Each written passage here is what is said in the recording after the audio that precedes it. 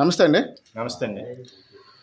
నిన్న ఆసరాకు 1480 కోట్లు జగనన్న గారు, జగనన్న విద్యాదీవెన, చేయూత, ఈబీసీ ఇన్పుట్ సబ్సిడీ కూడా రిలీజ్ చేశారు. ఎలా అనిపిస్తుంది మీకు?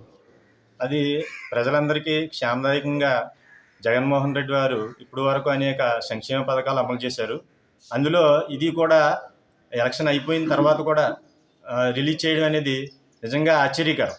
ఎందుకంటే ప్రజలందరూ కూడా ముందు జరిగినటువంటి నాయకులు ఎలక్షన్ అయిపోయిన తర్వాత ఈ కార్యక్రమాలని యాక్చువల్గా ఆఫ్ చేసేస్తారు. ఎందుకంటే మళ్ళీ సీఎం అయ్యే వరకు ఎవరు సీఎం అవుతారు ఏంటన్నది తెలియదు కాబట్టి ఈ కార్యక్రమాలు సంక్షేమ కార్యక్రమాలని ఆఫ్ చేస్తారు. కానీ జగన్మోహన్ రెడ్డి గారు ఏదైతే మాట తప్పను మడమ తిప్పను అనే నినాదాన్ని ప్రజల్లోకి తీసుకెళ్ళి దాన్ని పర్ఫెక్ట్గా అమలు చేసి ఈ ఆంధ్రప్రదేశ్ రాష్ట్రానికి ఈయనే ఖచ్చితమైన నికార్సైన సీఎం, ఎప్పటికైనా ఈయనలాంటి సీఎంని చూడాలని అనుకున్నారో అలాగే పరిపాలన అందిస్తున్నాడు.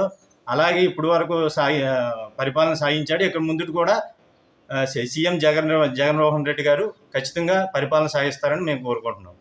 అలాగే మరి రాష్ట్ర ప్రజలందరూ ఏ పార్టీకి ఓట్లు వేశారనుకుంటున్నారు? ఖచ్చితంగా ఇంత సంక్షేమాన్ని ఇచ్చినటువంటి అన్ని వర్గాలకి, పేదలకి, ముసలివాళ్ళకి, పిల్లలకి, ఆడపడుచులకి, తర్వాత అన్ని వర్గాల వారికి ఆదుకున్నటువంటి ఈ సంక్షేమ కార్యక్రమాన్ని దిగ్విజయంగా పూర్తి చేసినటువంటి జగన్మోహన్ రెడ్డి గారి తప్పించి మిగతా వాళ్ళకి వేస్తారని మేము అనుకోము.